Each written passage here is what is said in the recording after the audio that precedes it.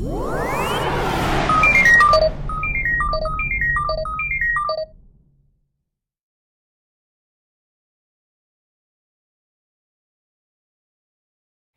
everybody. It's MicheleMarieDalene, and today we have some good news to share. And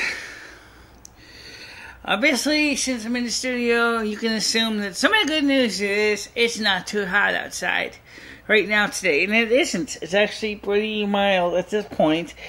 So let's start with the weather first, and then we'll tell you the other news as upcoming stories as we have it. Right now, currently, it is 21 degrees Celsius. However, tomorrow, Sunday, it'll be a high of 26. Then, Monday, a high of 29. Tuesday, a high of 30. Wednesday, a high of 31. And they're all sunny all days. And,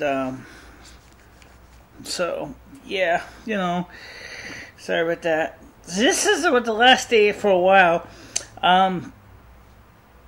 Except maybe tomorrow. We might be able to do a video in here tomorrow.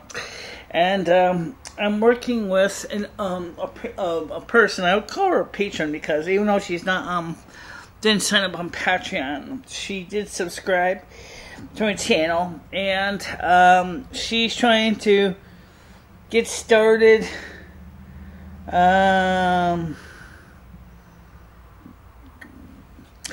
So her name is University Tiger Tail, is what she calls herself, and she is sending, or has ordered for me, a Behringer mixer, and I appreciate that because the mixer we have is a good mixer and everything, but it doesn't have a built-in VM meter, so sometimes when you're setting up audio levels, like I said, I'm very persnickety. I like my things to work a certain way.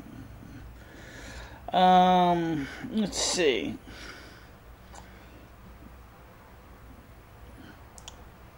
Okay. So, let's see. She ordered me the Behringer Xenix Q 1202 USB mixer with USB output. Now, you might be asking yourself, gee, why did you get the one with the FX? Because I don't need the FX. Okay, first of all, there's two reasons why I don't need the FX. Number one, for what kind of work I do, I don't need to have things like reverb and echo and other special effects like hi-hat. And I just need to be able to plug in a series of microphones and be able to adjust from the couch. That's the problem with the Shure M68 is it could be done that same way, but without the VM meters, getting it set correctly to not clip is very difficult. The M68, of course, is a fantastic mixer, and I don't have a problem with it, but, it's kind of limited in the sense that there's no VM meter on it.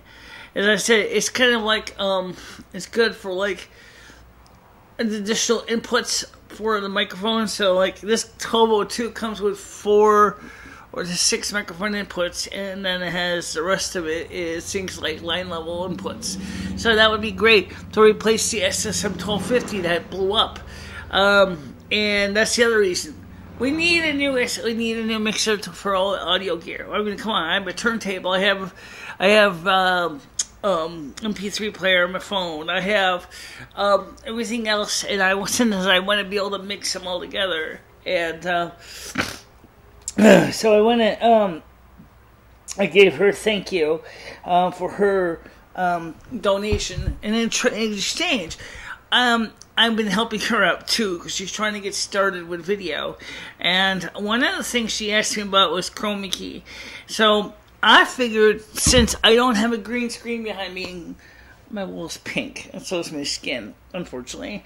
If I was to key in pink, I can, if I really want to, but because my skin is so close to the wall color, it may be hard to key on pink.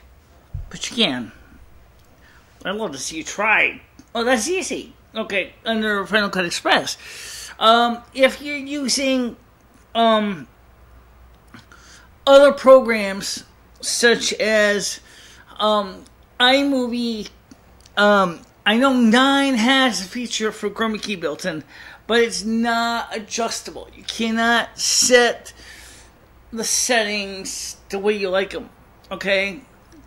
So, it's either blue, or actually it's either green or nothing. And it's the level green that they expect. You can't change it. They try to make it very broad so you can do a lot of greens. But the problem is, wasn't so much the green. It was the way that the codec worked on the thing. It turned my videos into garbage. It's literally garbage. Whereas because on iMovie 9 there was a significant issue with videos being turned into garbage. iMovie 11, I can't use it. No, maybe I can use iMovie 11 on the Intel Core 2 Dual Mac, but the newest iMovie that was offered free from Apple does not work on that Mac because the video card is not have enough horsepower. Yeah, so you get into that issue of video gear is what kind of gear to use, because some video gear just takes a lot of resources. Like Linus and Linus Takes Tips found out, is he got this video card, okay, for video processing and video editing because he wants to do 8K video.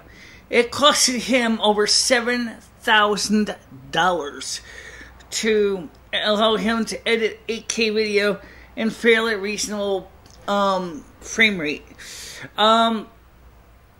That is absolutely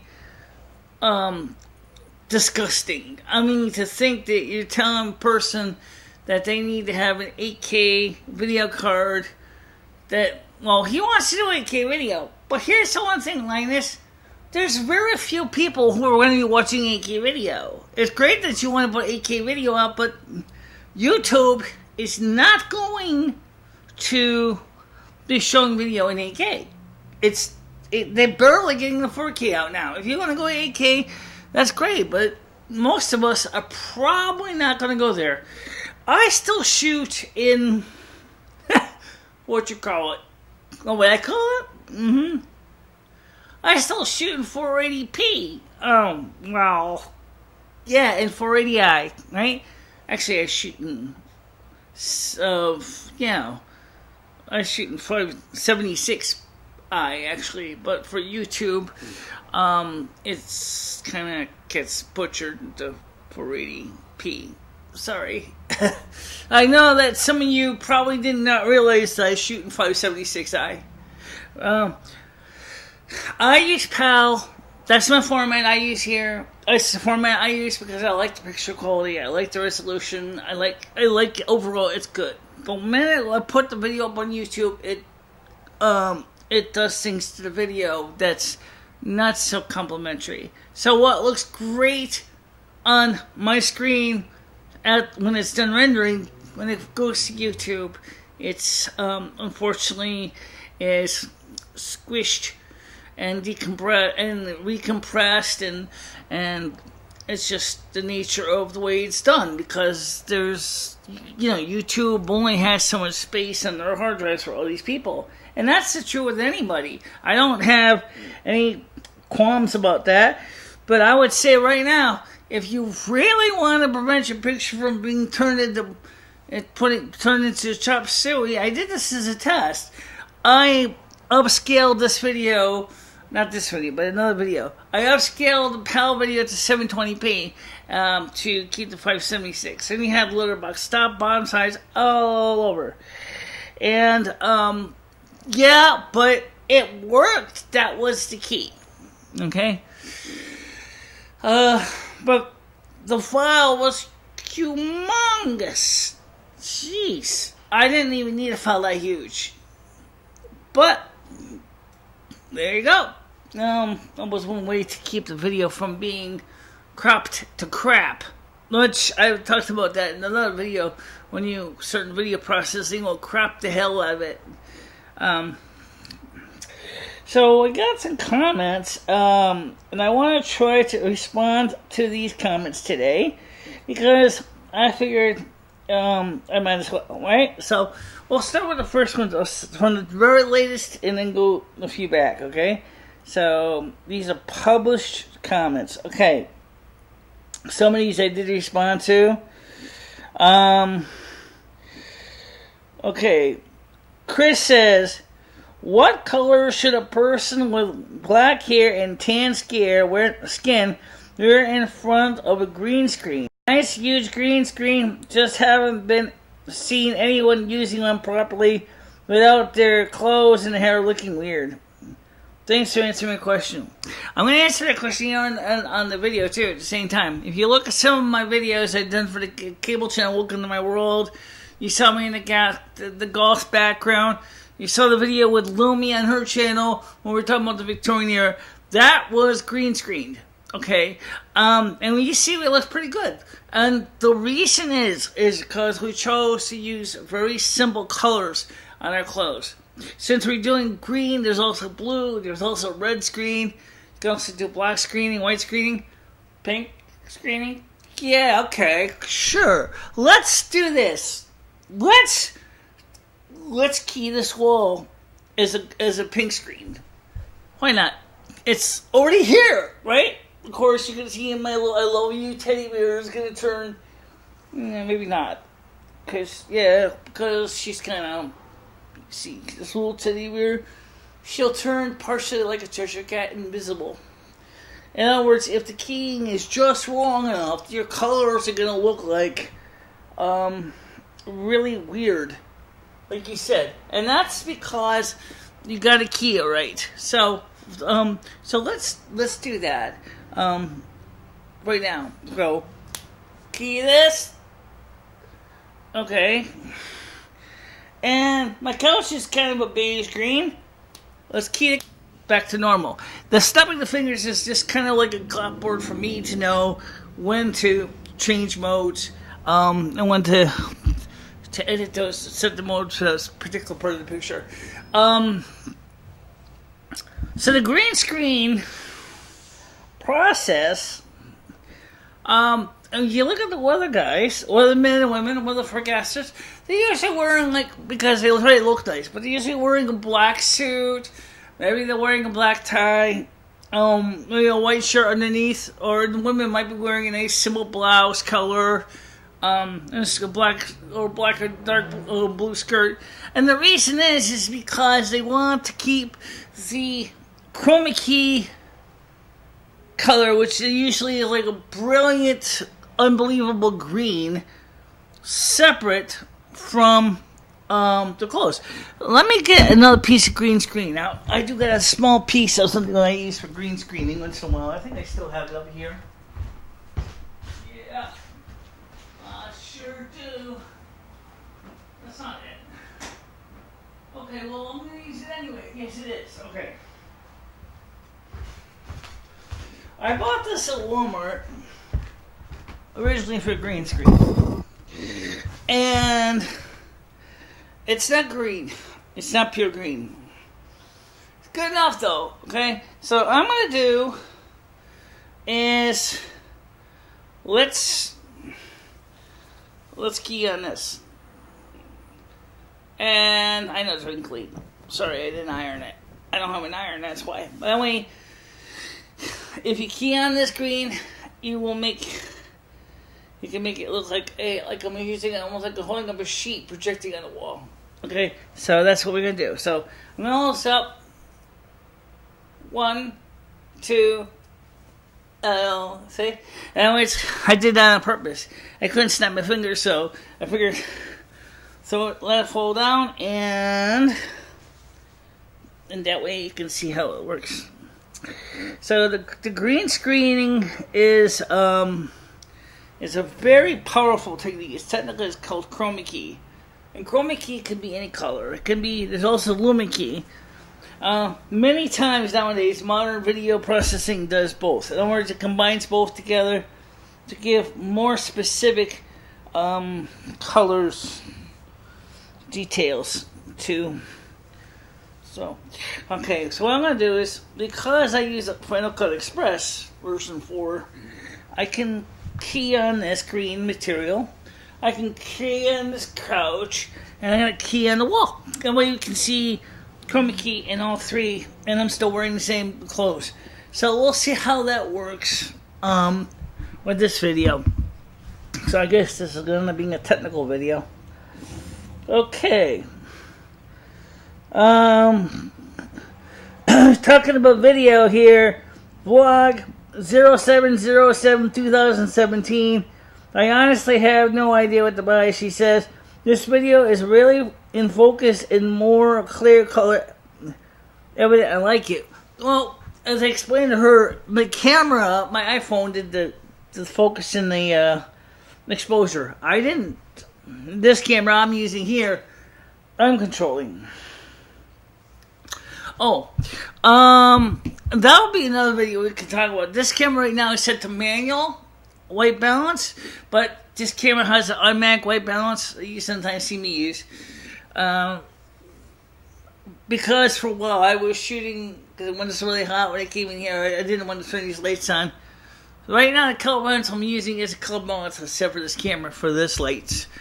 And if you saw my video demos, you'll see about that. So, first of all, I want to thank everybody for asking those questions, and I'm going to try to turn this into a bit of a technical video because it's kind of a bcast, but first of all, I want to thank the individual for her donation to the studio. She calls herself Chris Paulus, and if you look at her picture, you'll see that she's already said she's already from the New York state. She's from the Oneida Indian tribe. It's funny because I was in Turning Stone Casino, which your tribe runs, many years ago when I was hanging out with June Gravel, and it's a huge casino.